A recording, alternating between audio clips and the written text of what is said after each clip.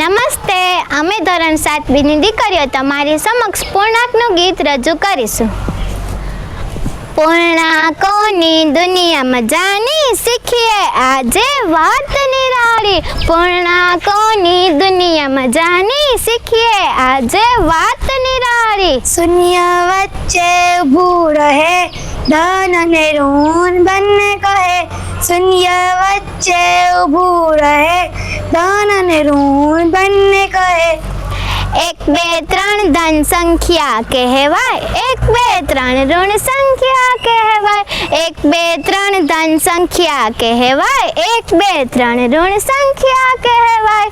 એક સરખા ચિહ્નો આવે જ્યારે સરવાળો કરીએ હર્ષભેર. એક સરખા ચિહ્નો આવે જ્યારે સરવાળો કરીએ હર્ષભેર.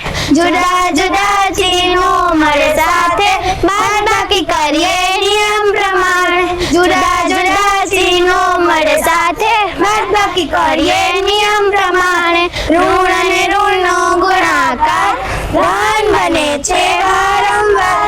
ઋણ અને ઋણનો ગુણાકાર ધન બને છે વારંવાર. ધન અને ઋણ મળે જ્યારે ઋણ જવાબ આવે ત્યારે. ધન અને ઋણ મળે જ્યારે ઋણ જવાબ આવે ત્યારે. પૂર્ણાંકોની દુનિયામાં જાણી શીખીએ આજે વાત નિરાળી. પૂર્ણાંકોની દુનિયામાં જાણી શીખીએ આજે વાત નિરાળી.